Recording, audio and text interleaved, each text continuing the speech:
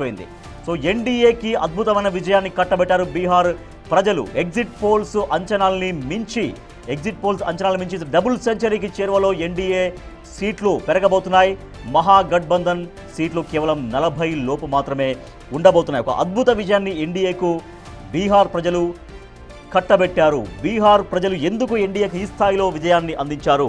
So పూర్తి విశ్లేషణ అందించేందుకు మనతో లైవ్లో జాయిన్ అవుతున్నారు రాజకీయ విశ్లేషకులు, ప్రముఖ రాజకీయ విశ్లేషకులు, మాజీ శాసన మండలి సభ్యులు ప్రొఫెసర్ డాక్టర్ కె నాగేశ్వర్ గారు. నమస్తే నాగేశ్వర్ గారు. నమస్తే మిత్రమా.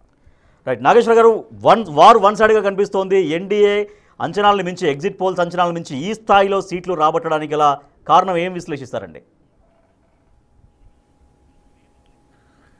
అంటే చాలా అనూహ్యమైన పరిణామమే. వాస్తవంగా ఎన్డీఏ ప్రభుత్వం పైన తీవ్రమైన యాంటీ ఇన్కంబెన్సీ ఉంది అని కూడా అనేక సర్వేలు చెప్పాయి. బట్ ఫైనల్గా రిజల్ట్స్కి వచ్చే వరకు 243 సీట్స్లో 200 సీట్స్ గెలవడం అనేది చాలా రిమార్కబుల్ విక్టరీ అవుతుంది.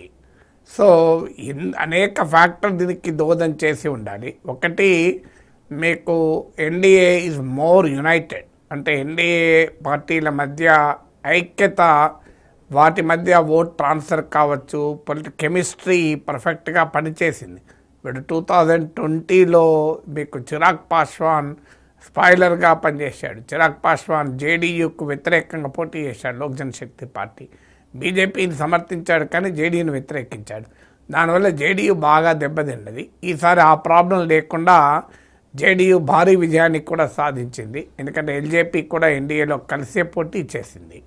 అందువల్ల ఆ ఎన్డీఏలో ఐక్యత కనబడితే మీకు మహాగఠబంధన్లో వీక్నెస్ కనబడేది. ఫ్రెండ్లీ ఫైట్స్ అని కూడా జరిగాయి. ఈ ఫ్రెండ్లీ ఫైట్స్లో చాలా చోట్ల మీకు మహాగఠబంధన్ ఓడిపోయింది కూడా. అంటే మహాగఠబంధన్ భాగస్వామ్య పక్షాలే పరస్పరం పోటీ పడే చోట ఓడిపోయారు. సో ఇది మొదటి ఫ్యాక్టరు. రెండో ఫ్యాక్టర్ ఏంటంటే, మీకు నితీష్ కుమార్ ప్రభుత్వం చివరి క్షణంలో 10,000 రూపీస్ ప్రతి ఒక్కరి అకౌంట్లో, మహిళల అకౌంట్లో వేశారు. 1.3 crore మహిళల అకౌంట్లో వేశారు. అంటే 1.3 crore మహిళల అకౌంట్లో 10,000 పడడం అంటే మామూలు విషయం కాదు. ప్రతిసారి నితీష్ కుమార్కు మహిళా ఓటు సహకరిస్తుంది. ప్రతిసారి మహిళలు ఎక్కువ మంది ఓట్లు వేస్తారు కూడా బీహార్లో. ఈసారి అయితే రికార్డు స్థాయిలో మహిళల ఓటింగ్ పర్సెంటేజ్ 71%కి పోయింది. సో మహిళలు, ఎందుకంటే బీహార్ చాలా పేద రాష్ట్రం, మెజారిటీ ప్రజలకు నెలకు 6,000 ఇన్కమ్ కూడా లేదు.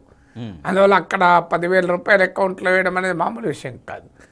అయితే మహాగఠబంధన్ 30,000 రూపీస్ ప్రామిస్ చేసింది. 30,000 ప్రామిస్ కన్నా వచ్చిన 10,000 ముఖ్యం. అది కూడా ఎన్నికల సమయంలో వచ్చింది. ఎన్నికల కమిషన్ మరి మోడల్ కోడ్ ఆఫ్ కండక్ట్ అని చెప్పి ఏమి ఆపలేదు. ఆన్గోయింగ్ స్కీమ్ అని చెప్పి కంటిన్యూ చేయించింది. సో ఆ 10,000 రూపాయలు 1,30,00,000 మహిళలకు అకౌంట్లో పడడం అంటే మామూలు విషయం కాదు. దానికి తోడు 2 లక్షల రూపాయల లోన్ కూడా ఇప్పిస్తామని ప్రామిస్ చేశారు. అలాగే పెన్షన్లు 1.2 crore పీపుల్కు పెన్షన్స్ 400 రూపాయల నుంచి 1,100 రూపీస్కు పెంచారు. అందువల్ల మీకు నరేంద్ర మోడీ దేశమంతటా రేవడీ కల్చరు, ఈ ఉచితాలు సమాజాన్ని నాశనం చేస్తున్నాయి, ఎకానమీ నాశనం చేస్తున్న ఉపన్యాసాలు ఇస్తాడు. బీహార్లో మాత్రం ఆ రేవడీసే ఎన్డీఏను గెలిపిస్తోంది. ఇది రెండో ఫ్యాక్టర్. మూడో ఫ్యాక్టర్ ఏంటంటే యాంటీ ఇన్కంబెన్సీ ఓటులో స్ప్లిట్ రావడం. మీకు యాంటీ ఇన్కంబెన్సీ ముఖ్యంగా యూత్లో పెద్ద ఎత్తున వ్యతిరేకత ఎన్డీఏ ప్రభుత్వం పైన ఉంది, ఉద్యోగాల కల్పన పైన. కానీ అటు ఒకవైపు తేజస్ యాదవ్, మరోవైపు ప్రశాంత్ కిషోర్ పార్టీ. సో అరిథమెటిక్గా ఎంత డివైడ్ చేసింది, ఏ కాన్స్టిట్యున్సీలో మీకు జనస్వరాజ్ పార్టీకి ఎన్ని ఓట్లు వచ్చాయన్నది ఒక డైమెన్షన్ అయితే, పొలిటికల్ నరేటివ్ కాస్త వన్ సైడెడ్గా లేకుండా ప్రశాంత్ కిషోర్ అడ్డుపడ్డాడు. సో ప్రశాంత్ కిషోర్ కూడా అన్ఎంప్లాయ్మెంటు ఇష్యూస్ రైజ్ చేసి యూత్ను అట్రాక్ట్ చేశాడు. దాంతో మహాగఠబంధన్కు యాంటీ ఇన్కంబెన్సీ యూత్ ఓట్ను కంప్లీట్గా ర్యాలీ చేసుకోకుండా ప్రశాంత్ కిషోర్ ఫ్యాక్టర్ ఎఫెక్ట్ అయింది. దాంతోపాటు మీకు ముస్లిం ఓట్లో మీకు 2 రకాల డివిజన్లు కనపడాయి. ఒకటి ఎంఐఎం కొంత డివైడ్ చేసింది కొన్ని చోట్ల. అలాగే పాస్మండా ముస్లిమ్స్ అంటారు, అంటే వెనుకబడిన ముస్లింలు జేడీయూకి కూడా ఓటేశారు గణనీయంగా. సో అందువల్ల అపోజిషన్ స్పేస్లో ఉన్న బలమైన ఓటు బ్యాంకుల్లో కూడా చీలిక వచ్చింది. నాలుగవది ఎప్పుడైతే తేజస్వి యాదవ్ను చీఫ్ మినిస్టర్ ఫేస్గా ప్రకటించారో మీకు యాదవ్ ఓటు కన్సాలిడేట్ అయింది, కానీ నాన్ యాదవ్ కన్సాలిడేషన్ కూడా జరిగింది. ఇప్పుడు యాదవ్లు బీహార్లో 14%, మీకు ముస్లిమ్స్తో కలుపుకుంటే మోర్ దెన్ 30% అవుతారు ఎంవై. కానీ మీకు ఎప్పుడైతే నాన్ యాదవ్ ఓటు కన్సాలిడేట్ అయిందో, అంటే యాదవ్ల డామినేషన్ ఉంటుంది, మీకు బీహార్ గ్రామసీమల్లో నాన్ యాదవ్ కన్సాలిడేషన్ చాలా ఇంపార్టెంట్ ఫ్యాక్టర్. ఎందుకంటే ఈబీసీస్ బీహార్లో ఎక్స్ట్రీమ్లీ బ్యాక్వర్డ్ కాదు 36% ఉంటారు. సో ఎప్పుడైతే మళ్ళీ లాలూ రాజ్యం వస్తుంది అనే భావనను కూడా పెద్ద ఎత్తున ప్రచారం చేశారు. సో అందువల్ల ఈ యాంటీ యాదవ్ కన్సాలిడేషన్ కూడా నీకు ఎఫెక్ట్ చేసి ఉండాలి కొంత మహాగఠబంధన్. సో దీనికి తోడు ఆరవది మీకు మోడీ నితీష్ కుమార్ల కామన్ ఫ్యాక్టర్ ముందు తేజస్వి అనే ఫ్యాక్టర్ ఎఫెక్ట్ చూపలేకపోయింది. ఇలా అనేక అంశాలు దోహదం చేస్తే ఒక ఎలక్షన్ విక్టరీకి ఒకే అంశం ఉంటుందని చెప్పలేము. రైట్, నాగేశ్వర్ గారు, అయితే మీరు చెప్తున్నట్టుగా Modi and Nitish versus Rahul and Tejashwi, అంటే వాళ్ళతో కంపేర్ చేసుకుంటే రాహుల్ అండ్ తేజస్వి జనరల్గా యూత్స్గా ఎక్కువగా వాళ్ళు ఐకాన్గా చూస్తుంటారు, అంటే యువతకు ప్రాతినిధ్యంగా చూస్తుంటారు. కానీ వాళ్ళని నివారించడంలో వీళ్ళిద్దరు ఎందుకు వైఫల్యం చెందారు? ఈ జోడీ రాహుల్ అండ్ తేజస్వి యాదవ్ జోడీ ఎందుకు ఫెయిల్యూర్, ఇంత స్థాయిలో ఫెయిల్యూర్ అయింది అనేది? అంటే రాహుల్ యూత్ ఐకాన్గా ఎవరు చూస్తున్నారో నాకు తెలియదు. మరి మీరు అంటున్నారు, వాస్తవంగా యంగర్ ఓటర్స్లో కూడా నరేంద్ర మోడీ ఇన్ఫ్లుయెన్స్ చాలా ఎక్కువ. మీకు యంగ్ ఓటర్స్లో ఇప్పుడు సోషల్ మీడియాలో కూడా చూడండి, యూత్ ఎక్కువగా, జెన్జీ ఎక్కువగా ఉంటుంది. సోషల్ మీడియాలో కూడా మోడీ ప్రజెన్స్ ఎక్కువ, రాహుల్ గాంధీ ప్రజెన్స్ కాదు. రాహుల్ గాంధీ వయసు రీత్యా మోడీ కన్నా యంగ్ కావచ్చు, కానీ యూత్ ఓట్ను రాహుల్ గాంధీ అట్రాక్ట్ చేసింది ఎక్కడా లేదు. అందువల్ల మీకు తేజస్వి యాదవ్ డెఫినెట్గా యంగ్ ఓటర్స్ అట్రాక్ట్ చేశారు, కానీ అక్కడ ప్రశాంత్ కిషోర్ ఫ్యాక్టర్ కూడా పనిచేసింది. డెఫినెట్గా ఒకవైపు ఏమో అన్ఎంప్లాయ్మెంట్ ఇలాంటి అంశాలపైన యువ ఓటర్లు ఉన్న అసంతృప్తి ఒకవైపు, మరోవైపు ఏమో 10,000 రూపాయలు మహిళలకు ఓటు ఇవ్వడము, పెన్షన్లు ఇవ్వడము, ఈ రెవడీస్ అంటే ఉచితాల ప్రభావం మరోవైపు. ఉచితము వర్సెస్ ఉద్యోగము అనేటప్పుడు ఉద్యోగమేమో వస్తుందో లేదో తెలియదు. తేజస్వి యాదవ్ ప్రామిస్ కొంత నమ్మకం కలిగించినా కూడా, కానీ మీకు ఉచితమేమో ఇమీడియట్గా అందుతుంది. ఇప్పుడు హ్యూమన్ సైకాలజీ ఏంటంటే bird in hand is better than 10 in bush అంటారే. అంటే చేతిలో పడ్డదానికి ఎక్కువ రియాక్ట్ అవుతారు తప్ప ప్రామిస్కి ఎక్కువ రియాక్ట్ కారు. సో అందువల్ల మీకు యంగర్ సెక్షన్స్లో కాస్త వ్యతిరేకత ఉన్నా దాన్ని అధిగమించగలిగి ఎన్డీఏ గెలవగలిగింది. సో ఆర్జేడీ విషయం తీసుకుంటే గతంలో లాస్ట్ టైం ఇది లార్జెస్ట్ పార్టీగా ఆర్జేడీ ఉంది, కానీ అంటే అప్పుడు లార్జెస్ట్ పార్టీగా అవతరించడానికి అప్పుడు దోహదపడ్డ కారణాలు ఏంటి, ఇప్పుడు పూర్తిగా పడిపోవడానికి గల కారణాలు ఏంటి, పర్టికులర్ ఓన్లీ ఆర్జేడీ విషయం తీసుకుంటే? అలా ప్రతి ఎన్నికను మనం ఒక ఎన్నికను ఇంకో ఎన్నికను ఎప్పుడూ కంపేర్ చేయకూడదు. 2020లో ఏమైంది, 2015లో ఏమైంది, 2010లో ఏమైంది అని కంపేర్ చేసుకుని పోతే అది ఎక్కడికి తెగదు. ఏ ఎన్నిక ఆ ఎన్నికగానే చూడాలి. ప్రతిసారి బ్యాక్ అండ్ ఫోర్త్ వెళ్ళడం వల్ల ఉపయోగం లేదు. సో ఆర్జేడీ కాస్త with in the Mahagathbandhan RJD కొంత పర్ఫామ్ చేసినా కూడా మిత్రపక్షమైన కాంగ్రెస్ సమర్థవంతంగా పనిచేయలేకపోయింది. మీకు ఈవెన్ 2020లో కూడా ఇదే ట్రెండ్ కనబడ్డది.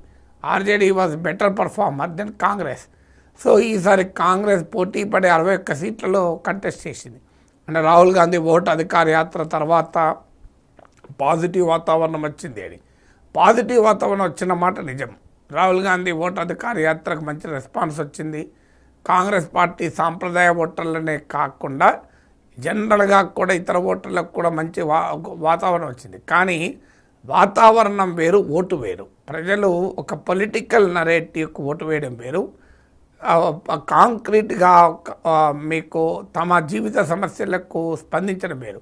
ఇప్పుడు ఓటు అధికార యాత్ర, ఓట్ చోరీ క్యాంపెయిన్ ఒక రాజకీయ వాతావరణం క్రియేట్ చేయడానికి ఉపయోగపడింది. కానీ క్షేత్రస్థాయిలో పార్టీ ఆర్గనైజేషన్ లేకుండా, ప్రజల జీవితాలకు సంబంధించిన ప్రత్యక్ష అంశాలు లేకుండా ఓటింగ్గా మార్చుకోలేం. వాస్తవంగా ఓటు అధికార యాత్రకు ముందు లాలెస్నెస్, నితీష్ కుమార్ ప్రభుత్వంలో శాంతి భద్రతలు దెబ్బతిన్నాయి అనేటువంటి ప్రచారం బలంగా పోయింది. కానీ ఈలోగా ఓటు అధికార యాత్ర వచ్చి అది పక్కకు పోయింది.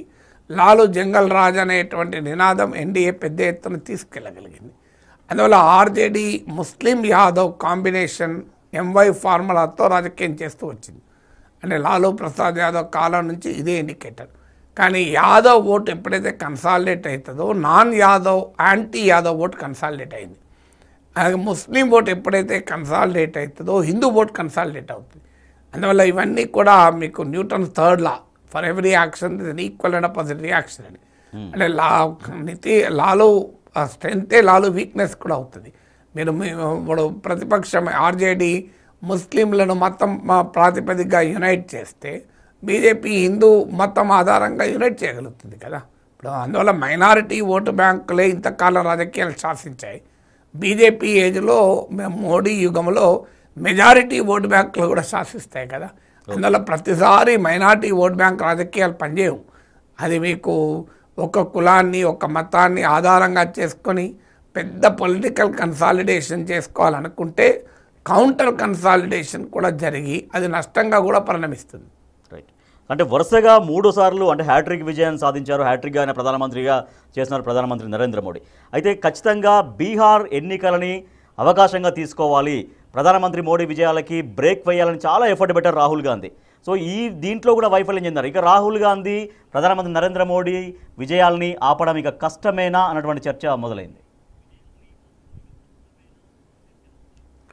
అంటే రాజకీయాలు ఎప్పుడూ శాశ్వతంగా ఒకే రకంగా ఉండవు. ఈ ప్రచారం 2024 ఎన్నికలకు ముందు కూడా జరిగింది. కానీ 2024 ఎన్నికల్లో భారీ ఎత్తున మోడీకి దక్కా తగిలింది కదా. మీకు 2014లో 2019లో సొంతగా బీజేపీ అధికారంలోకి వచ్చింది. 2024 వచ్చే వరకు 240 సీట్స్కే పరిమితమైంది. సో ఈసారి 400 సీట్లు వస్తాయని ఎగ్జిట్ పోల్స్లో హైప్ కూడా ఇచ్చారు. కానీ ఆ హైప్ ఏం పనిచేయలేదు కదా. అది మీకు 2019తో పోలిస్తే 63 సీట్లు బీజేపీ కోల్పోయింది. ఉత్తరప్రదేశ్ లాంటి రాష్ట్రంలో బీజేపీ కన్నా ఎస్పీ కాంగ్రెస్ కంబైన్ ఎక్కువ సీట్లు తెచ్చుకోగలిగింది. సో అందువల్ల అది ఒక ప్రూఫ్ కదా. 2024 ఎలక్షన్ ఒక ఇండికేటరు మోడీ ఇన్విన్సిబుల్ కాదు అని. అంటే అజేయం కాదు, మోడీ కోట దుర్భేద్యమైంది అనుకుంటే ఆ మాటకైతే ఇప్పుడు జూబ్లీహిల్స్లో బీజేపీ పరిస్థితి ఏంటి, 10,000 ఓట్లు వచ్చాయి కదా. మరి ఇక్కడ లేడా మోడీ? ఒక్క బీహార్లోనే మోడీ ఉన్నాడా? సో మరి ఇక్కడ మోడీ ప్రభావం వల్లనే కదా బీజేపీ 8 లోక్సభ సీట్లు గెలుచుకుంది. మీకు 35% ఓటింగ్ తెచ్చుకోగలిగింది కదా. మీకు లోక్సభ ఎన్నికల్లో ఈ జూబ్లీహిల్స్ అసెంబ్లీ సెగ్మెంట్లో నాకు గుర్తున్నంత వరకు సబ్జెక్టు కరెక్షన్ 65,000 ఓట్లు వచ్చాయి. మరి అవన్నీ ఎక్కడ పోయినాయి? ఇప్పుడు 10,000 ఓట్లకే పరిమితమైంది కదా. అంటే మరి అంటే ఒక ఎన్నిక మరి మోడీ ప్రభావం ఉంటే ఇక్కడ కూడా బీజేపీ బ్రహ్మాండంగా పర్ఫామ్ చేయాలి కదా. మరి ఇక్కడ కాంగ్రెస్ పార్టీ విజయవంతంగా మోడీ ప్రభావాన్ని ఆపగలిగింది కదా. సో అందువల్ల మనకు ఒక ఎలక్షను ఒక స్టేట్ను మరో ఎలక్షను మరో స్టేట్తో ఎప్పుడూ పోల్చలేము. వరుస విజయాలు సాధించిన మాట నిజం. తర్వాత బీజేపీకి ఉన్న అడ్వాంటేజ్ ఏంటంటే వాళ్ళకున్న స్ట్రాంగ్ పార్టీ ఆర్గనైజేషను, పెద్ద ఎత్తున క్షేత్రస్థాయిలో కార్యకర్తలు. బీహార్లో పరిస్థితి ఏంటంటే కాంగ్రెస్ పార్టీ రాహుల్ గాంధీ వచ్చే వాతావరణాన్ని క్రియేట్ చేస్తాడు. కానీ రాహుల్ గాంధీ వచ్చి బూత్లో ఉన్న ఆ ఓటర్లను తీసుకొచ్చి ఓటు వేయించలేడు కదా. అల్టిమేట్గా ఒక పార్టీ గెలవాలి అంటే నాయకుడు ఒక వాతావరణాన్ని సృష్టిస్తాడంతే. కానీ క్షేత్రస్థాయిలో వచ్చి మీకు ఒక పార్టీ కార్యకర్త ఓటర్ల దగ్గరికి వెళ్ళి ఆ ఓటర్ను పోలింగ్ బూత్ తీసుకురాగలరు. ఆ పని రాహుల్ గాంధీ చేయడు, ఆ పని నరేంద్ర మోడీ కూడా చేయడు. ఆ పని పార్టీ ఆర్గనైజేషన్ చేస్తుంది. బీహార్లో కాంగ్రెస్ ఆర్గనైజేషన్ వీక్. మీకు కాంగ్రెస్కు సానుకూల వాతావరణాన్ని రాహుల్ గాంధీ ఓట్ అధికార యాత్ర వల్ల తేగలిగిన ఆ సానుకూల వాతావరణాన్ని అందిపుచ్చుకొని పార్టీ నిర్మాణము పార్టీ యంత్రాంగము లేకపోతే అది నిలబడదు. ఇప్పుడు పార్లమెంట్ ఎన్నికల్లో బీజేపీకి తెలంగాణలో 35% ఓటింగ్ వచ్చింది. మీకు సికింద్రాబాద్ గెలిచారు, మల్కాజ్గిరి గెలిచారు, చేవల గెలిచారు. మళ్ళీ జూబ్లీహిల్స్ కొంత 10,000 ఎందుకు పడిపోయింది అంటే మోడీ రాజకీయ వాతావరణము క్రియేట్ చేయగలుగుతాడు. కానీ అది లోక్సభ ఎన్నికల్లో క్రియేట్ చేయగలిగాడు. ఉప ఎన్నికలు వచ్చేవరకు ఆ రాజకీయ వాతావరణం క్రియేట్ చేయలేడు. పార్టీకి ఆర్గనైజేషన్ వీక్ ఉన్నప్పుడు చేయలేము. మరి అనేక ఫ్యాక్టర్స్లో ఆ లోపాన్ని ఇప్పుడు మీరు చెప్తున్నట్టుగా రాహుల్ గాంధీ అంత ఎఫర్ట్ పెట్టినప్పటికీ కూడా తదుపరి యంత్రాంగం అనేది చేయాల్సినటువంటి ఆ లోపాన్ని ఎందుకు ఫిల్ చేసుకోలేకపోతుంది కాంగ్రెస్ పార్టీ అధిష్టానం? అది కాంగ్రెస్ పార్టీ ఆలోచించుకోవాల్సిన అంశం, నాగేశ్వర్ కాదు కదా. ఎందుకు అంటే చేయలేకపోతున్నారని కనిపిస్తుంది కదా మిత్రమా. చేయలేకపోవడం వల్లనే కదా ఓడిపోతుంది. చేయగలిగితే ఎందుకు ఓడిపోతారు? ఇప్పుడు జూబ్లీహిల్స్లో చేయగలిగారు, గెలిచారు కదా. ఇదే కాంగ్రెస్ పార్టీ బీహార్లో ఓడిపోయింది, జూబ్లీహిల్స్లో గెలిచింది కదా. మరి ఇక్కడ రేవంత్ రెడ్డి నాయకత్వంలో కాంగ్రెస్ పార్టీ అపూర్వ విజయాన్ని సాధించింది కదా. ఓడిపోతాం అనుకున్న సీటు, సిట్టింగ్ సీటు బీఆర్ఎస్ది, కాంగ్రెస్ ఓడిపోతామన్న సీట్ని కూడా తీసుకోగలిగింది కదా. అందువల్ల మనకు ఒక పార్టీ ఒక ఆల్ ఇండియా లెవెల్లో లీడర్ ఉంటేనే సరిపోదు. రాష్ట్ర స్థాయి నాయకత్వం బలంగా ఉండాలి, క్షేత్రస్థాయి నాయకత్వం బలంగా ఉండాలి, సరైనటువంటి పొలిటికల్ నరేటివ్ కూడా ఉండాలి. ఇప్పుడు మీకు ఓట్ చోరీ, స్పెషల్ ఇంటెన్సివ్ రివిజన్ అనేది ఖచ్చితంగా ఒక రాజకీయ వాతావరణాన్ని క్రియేట్ చేయగలిగింది, కానీ ఓట్లు తేదు. మీకు 10,000 రూపాయల అకౌంట్లో వేయడము అనే దాంతో పోల్చినప్పుడు ఎన్నికల కమిషన్పై పోరాటం అంత ఎఫెక్టివ్ ఉంటుందా? ఇప్పటికి కూడా నేర్చుకోలేకపోతున్నారు. ఇప్పుడు కూడా కాంగ్రెస్ పార్టీ బీహార్ ఎన్నికల తర్వాత ఇచ్చిన రియాక్షన్ ఏంటంటే, ఇది బీహార్ ప్రజలకు జ్ఞానేశ్వర్కు మధ్య జరుగుతున్న పోటీ అని. అంటే చీఫ్ ఎలక్షన్ కమిషనర్తో రాజకీయ పోరాటంతో గెలుస్తారా? రాజకీయ పోరాటం నితీష్ కుమార్తో, మోడీతో జరపాలి కదా. అధికారుల పైన రాజకీయ పోరాటం జరిపితే ఎట్లా గెలుస్తారు? సో మీరు కాంగ్రెస్ పార్టీకి ఇప్పటికైనా అర్థం కావాలి. ఈవెన్ ఎంటైర్ ఓట్ చోరీ క్యాంపెయిన్ అలా ఎలక్షన్ కమిషన్ పైన పోరాడు, ఎన్నికల కమిషన్ పైన పోరాడితే ఎన్నికలకు వెళ్తారా? ఎన్నికల కమిషన్ ఎన్నికల్లో నీకు వచ్చి పోటీ చేస్తుందా? నీ పోరాటం స్పష్టంగా ఉండాలి ఎవరిపైన అనేది. అది ప్రజల జీవిత సమస్యలపైన ఉండాలి. అది కాక నేను ఎమోషనల్ క్యాంపెయిన్ నడుపుతాను అంటే, so Bharatiya Janata Party Hindu majority consolidation కూడా విరుగుడు చూడగలగాలి. Secular parties చేయలేకపోతున్నాయి.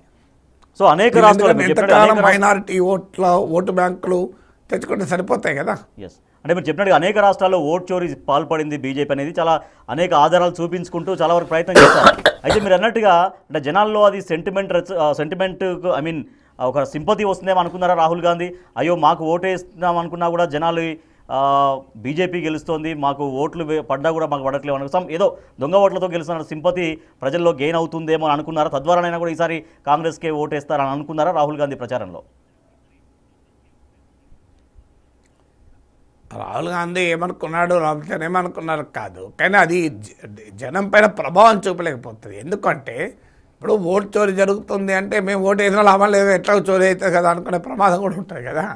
ఇప్పుడు ఓకే ఓటు చోరీ జరుగుతుందని పెద్ద క్యాంపెయిన్, అది ఎన్నికల సమయంలో చేస్తే అది పొలిటికల్గా ఒక ఇంపాక్ట్ వేరు, ఎలక్టోరల్ ఇంపాక్ట్ వేరు. Political impact is different from electoral impact. రాజకీయ వాతావరణం క్రియేట్ చేయడం వేరు. డెఫినెట్గా ప్రజలు నమ్మారు, ప్రజలు నమ్మకం కూడా కలిసి, కానీ ఎన్నికల్లో వచ్చే వరకు ఎలక్టోరల్ ఇంపాక్ట్ అది ఒక్కోసారి నెగిటివ్ కూడా అవుతుంది కదా. మీకు ఓటేసిన లాభం లేదు, ఎట్లా చోరీ జరుగుతుంది కదా, మీకు ఓటేసినా బీజేపీలో పట్టకపోయేది కదా అనే ఫీలింగ్ కూడా వచ్చింది అనుకోండి. వేసే ఓటర్ కూడా వేయడు కదా. నీకు ఓటేసినా నీకు